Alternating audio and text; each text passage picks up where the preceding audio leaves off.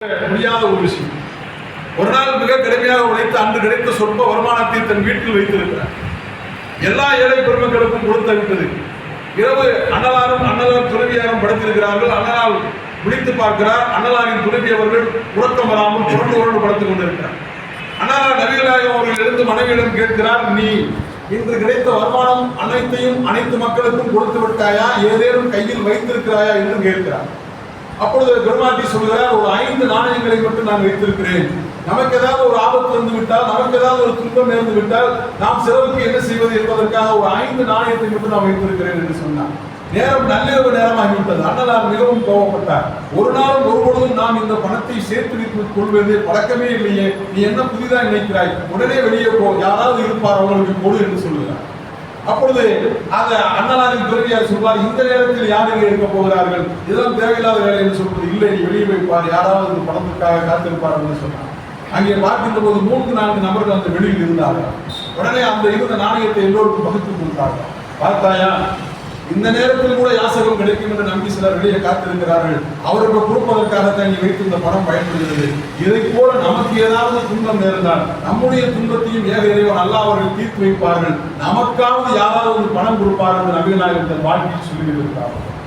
நண்பர்களுடைய தோழர்களை உண்மையிலே வியந்த இடம் இதுதான். அப்ப எதையும் தனக்குள் வைத்துக் கொள்ளாது, எல்லாவற்றையும் கொடுக்க வேண்டும்.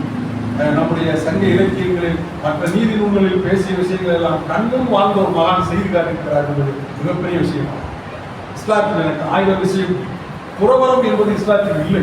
இல்லறத்தில் வாழ்ந்து கொண்டே துறவியாக இருக்கக்கூடிய தனியாக துறவரம் என்பது இஸ்லாத்தில் இல்லை. இது பல சிக்கலுக்கு பிரச்சனை இல்லாமல் போகும். நீங்க செய்தித்தாளில் சிக்கிற விஷயங்கள்லாம் இல்லவே இல்லை. இன்னும் பெரிய விஷயம் என்றால் இஸ்லாத்தில் முதியோர் இல்லம் என்பதே இல்லை. தாயின் காலடியில் சுவனம் இருக்கிறது என்று இஸ்லாம் சொல்லி வைத்திருக்கிறது. 90 வயது வரை யார் தாய் தந்தையை பராமரித்து பாதுகாக்கிற பாக்கியம் பெற்றிருக்கிறார்களோ அவர்களுக்கெல்லாம் சொர்க்கத்தின் வாசல் திறந்து வைக்கிறது என்று இஸ்லாம் சொல்லி வைக்கிறது. வயதான காலத்தில் குழந்தைகளாக மாறிவிட்ட பெற்றோர்களை பராமரிக்கிற பாக்கியம் ஒவ்வொரு பிள்ளைகளுக்கும் வழங்க வேண்டும் என்று சொன்ன காரணத்தினால்தான் அங்கே துறவரம் அங்கே இல்லை. அங்கே ஒருபொழுதும் இங்கே முதியோர் இல்லம் என்பது இல்லை என்று நினைக்கின்ற போது எவ்வளவு அற்புதமான ஒரு மாற்றம். இங்கே பல விஷயங்கள் தப்பாக பரப்பப்பட்டிருக்கின்றன.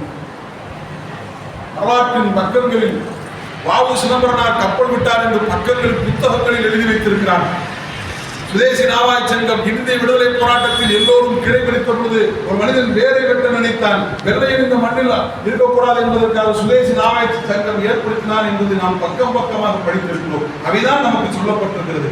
ஆனால் அந்த சுதேசி நாவாய் சங்கம் ஏற்படுத்துவதற்கு ஒரு அமைப்பு ஏற்படுத்துகிறார்கள். அது 40 ஷேர், இந்த 40 ஷேருக்கு இத்தனை லட்சம் ரூபாய் பணம் வேண்டும் என்று சுதேசி மித்திரன் பத்திரிகையில் ஒரு விளம்பரம் வருகிறது. தமிழகம் முழுவதும், ஏன் இந்தியா முழுவதும் தரப்பட்ட ஷேர் வெறும் 235 ரூபாய் மட்டுமே.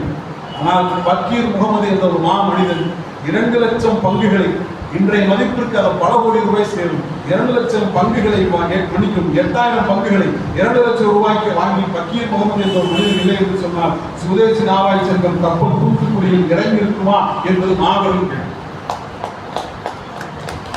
ஏன் நீங்கள் மறுக்கிறீர்கள்?